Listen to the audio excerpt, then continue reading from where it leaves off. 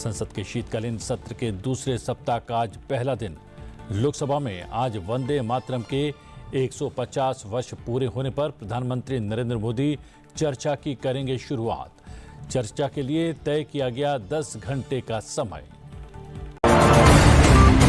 FTA को रफ्तार देने के लिए भारत यूरोपीय संघ के बीच वार्ता आज।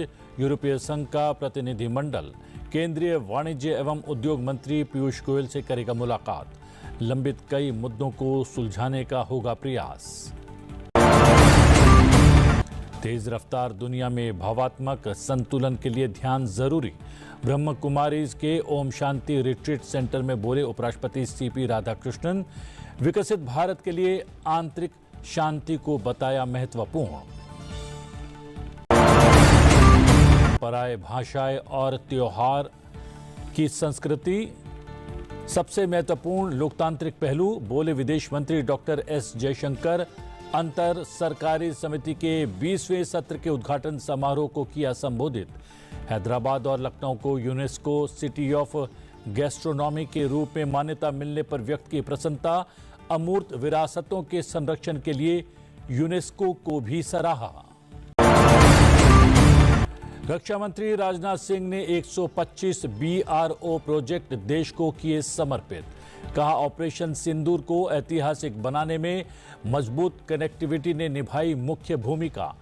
घरेलू रक्षा उत्पादन के 1.51 लाख करोड़ रुपए तक पहुंचने और रक्षा उत्पादों का निर्यात 24,000 करोड़ रुपए होने को बताया रक्षा क्षेत्र में भारत की बढ़ती शक्ति का परिचायक। में आज वंदे मातरम के 150 वर्ष पूरे होने पर चर्चा की जाएगी। इसके लिए 10 घंटे का समय तय किया गया है। प्रधानमंत्री नरेंद्र मोदी चर्चा की शुरुआत करेंगे। लोकसभा में 10 घंटे की चर्चा पूरी होने के बाद इस पर राज्यसभा में चर्चा की जाएगी। दोनों सदनों में चर्चा सामान्य नियमों के तहत होगी, जिसमें मत विभाजन का प्रावधान नहीं है। राज्यसभा की बात करें तो विभिन्न मंत्रालयों द्वारा सभा पटल पर रखे जाने वाले पत्रों के साथ कार्रवाई की शुरुआत होगी। विभिन्न मंत्रालयों से संबंधित स्थायी समिति के प्रतिवेदनों के साथ ही समिति का विवरण प्रस्तुत किया जाएगा।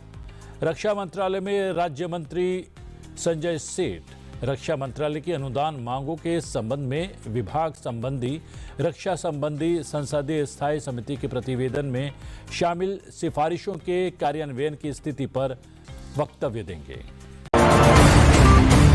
आवासन एवं शहरी कार्य मंत्रालय में राज्य मंत्री तोखन साहू आवासन और शहरी कार्य मंत्रालय की अनुदान मांगों 2024-25 के संबंध में विभाग संबंधी शहरी कार्य मंत्रालय संबंधी संसदीय स्थायी समिति के प्रतिवेदन में शामिल सिफारिशों के कार्यान्वयन की स्थिति पर वक्तव्य देंगे।